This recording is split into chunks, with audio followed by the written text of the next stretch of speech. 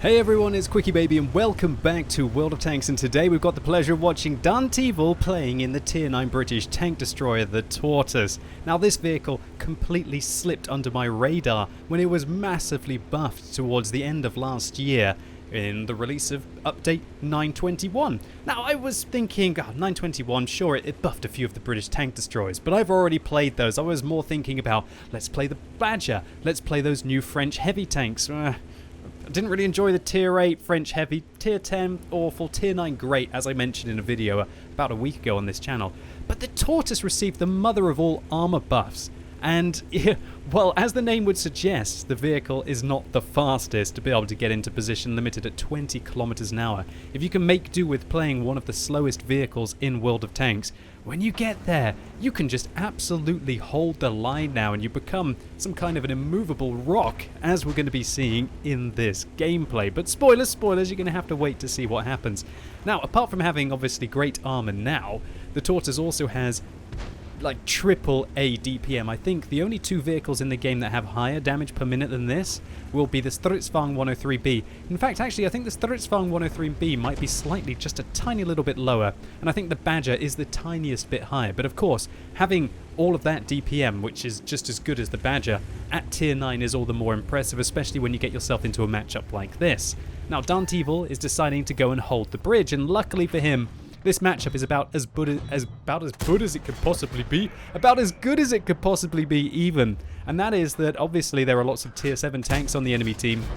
They're not going to have too much penetration, but more importantly, there are no artillery. Now, previously, the Tortoise would take artillery shells very, very, very badly. And while I'm not saying it's now great at taking artillery hits, there's no tank in the game that's great at taking artillery hits. There has been one fundamental change to this vehicle that has dramatically improved its survivability against artillery. And that will be actually its roof armor that we can see on top of the tank. Previously, this part was 25.4 millimeters, all on the top of the tank. Now it is going to be packing 57.2, so it's over doubled. Now, what's very important is that obviously that means that artillery shells aren't going to penetrate you so much, and when they do splash on your tank and other high explosive rounds, a lot like what an Oni could be using, but we haven't actually seen a shell from the Oni yet, so maybe he's using the armor-piercing 100mm. Doesn't look like it. Is that the derp gun? We're about to find out very soon. Or not? Does he just not want to fire? Maybe some kind of a pacifist Oni player. But oh, looks like it was the derp, as the ISM takes a big old slug of hit points, so good job Danteevil for avoiding that. Gosh darn Japanese derp heavy tanks. Oh, I can't stand them when I'm playing my tanks with good armor, right? And also my tanks with no armor. In fact, I just can't stand them no matter what kind of vehicle I'm playing against, because they just always damage you. But as I was mentioning, 25.4 millimeters of top roof armor, now been buffed up to that 57, has not just profound impact against high explosive rounds, but also against armor piercing rounds. Now, of course, with the 3 caliber rule, pretty much every single time you get hit by a shell that's over 3 times thicker than the armor on your plate, it's going to go in irrelevant of the angle, so you're not going to be able to ricochet. There are some situations where it just means that it will always contest the thickness of the armor, and in weird scenarios, sometimes it won't actually overmatch the vehicle, but pretty much it'll be able to go in at every single angle that it's going to be going at. Now, I haven't explained that in the best way, but what the important thing to highlight here is that previously 77mm caliber guns could overmatch the top of the Tortoise, and that's just not the case now. Now, it's not just the top of the tank, the roof armor, that's been buffed. Also, pretty much everything else about the vehicle has as well. Previously, the whole of the top of the hull was 171 round the front of the Tortoise, so we're talking about here and here. Now it's 273. That is a big old upgrade.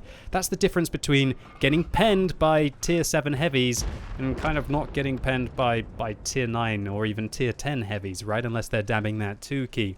Also, the superstructure was previously 200. Actually, sorry, I've made a mistake here. I'm talking about the thing on top of the vehicle. This was previously 171, and it was absolutely awful. Now they've buffed the sides of it up to 273, and so you have to hit right in the center where the actual kind of machine gun port or anti-aircraft port or whatever it is on top of the Tortoise to stand a hope of going through that. So the weak point, that big old weak point on top of the Tortoise, is now no longer a weak point apart from, I guess, the highest of penetration guns, or if you get a good roll with your penetration, or alternative you dab that 2 key.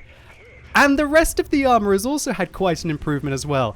Oh my word, can you hear the shells coming in and failing to go through the front of Dant Evil's tank here? He's just blocked 5,000 damage in pretty much about half a minute.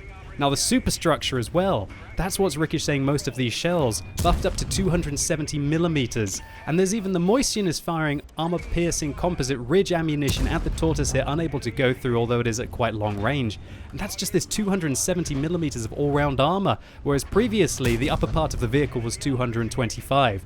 And also the lower plate on this tank is again 273, whereas previously it was 228. And so that means that you can just be the immovable object inside the Tortoise. This thing, it didn't receive any other buffs apart from the armor, but oh my word, look at what this tank is able to do now. And when you've also got probably the highest damage per minute tier for tier in the game, then that stops the enemies from making aggressive plays against you like the Lorraine. If you were in a different tier 9 tank destroyer with big alpha damage in your shots and not great DPM, then they might be able to overwhelm you with their numbers, but they're just making mistakes here. Even the 5100 has loaded a full premium magazine here, about 260 millimeters of penetration. He's just bounced 3 shells, and all he's going to be doing is funding Serb's next moon base mission, right? And there you go, 5100 takes a hit too. Now over 11,000 damage blocked.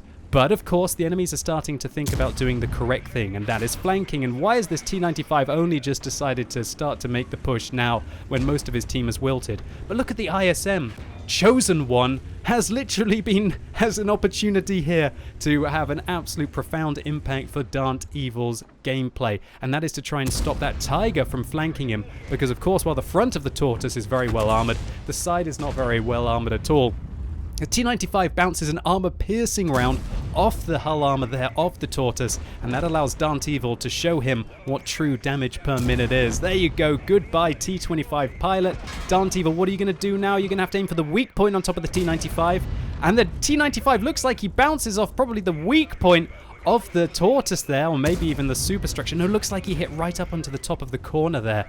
Crazy stuff. And Dant Evil has got literally the entirety of what's left of the enemy team sitting in front of him here as the ISM deals with the Tiger to the side, stopping the Tiger from getting the weak side armor of the Tortoise. And oh, that one went in though. Oh my lord, that was a lot of hit points to lose. 676 damage from the T-95. Lucky it didn't roll a little bit higher, which gives Dant Evil just a few more hit points, probably against the high explosive rounds the enemy team are probably going to lose. And the ISM helps Dant Evil even more by finishing off the T-95, perhaps before he was able to reload and get the final shot into the hull armor of the Tier 9 British tank destroyer. Just literally, the entirety of the enemy team right now is just dabbing that 2 key and unable to go through the front of the Tortoise. The dream scenario for this tank, it literally is the immovable object right now, having blocked over 16,000 damage. That's one of the highest damage blocked that I've ever seen in World of Tanks, irrelevant of it being a tier 9 tank. And that just shows you what this vehicle is capable of since its buffs in 9.21. And I'm going to have a few more games in this tank. In fact, I've been playing it a little bit recently after I played around with it, thinking, it's just a fun tank to just drive around and to go ham with, right? Now, I've personally been using a super heavy spore liner on this vehicle and just not using the med kit. And oh gosh, wait a minute, before I talk about what I'm doing on my vehicle, the 5100 kills the ISM and the Moistion fires a high explosive round. Good choice, Moistion. Now that the Tortoise is down to so low hit points, high explosive rounds should be able to finish off the armor. However, the Tortoise still with 62 hit points.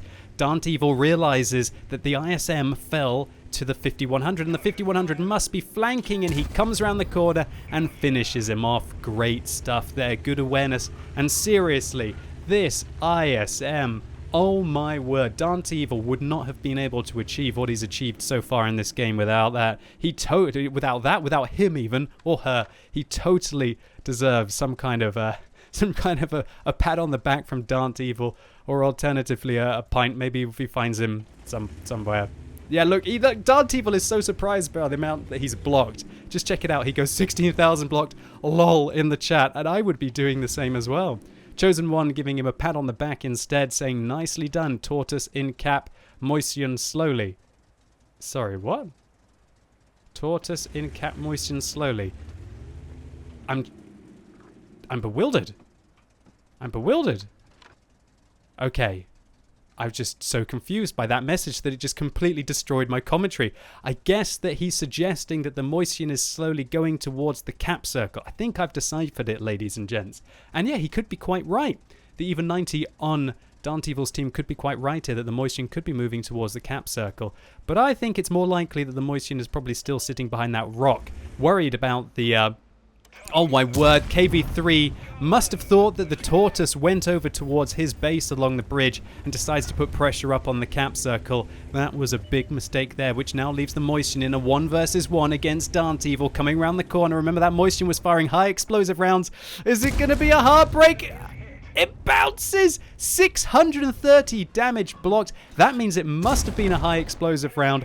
Not sure if that went into the tracks or alternatively bounced off the gun. But that fortunate situation allows Dant Evil to reload and get the second shot in to take down a rather large carry. So I had to see where that shell went from the moisten at the end of the game, so I rewinded the replay, and let's take a look through these dramatic effects now. Oh my word, it actually hit this kind of machine gun there and just did absolutely nothing. I think that has to be down to the fact that this superstructure is now 270 rather than 225. Fortunate stuff for Dant Evil, this one truly was down to the wire. So Dant Evil nails an ace tank here for 1,833 base experience points, a Radley Walters medal for his 8th kill against the moisten, a Spartan medal for ricocheting a shell with only 10% or less of his hit points remaining, a cool headed medal for surviving at least 10 ricochets in a row. That's something that you usually only see at the low tiers against those little pop pop pop guns. A steel wall, and boy what a steel wall, 16,000 damage absorbed, enough to kill this vehicle 8 times over, even though it's one of the most healthy tanks at tier 9, and a high caliber for 9,683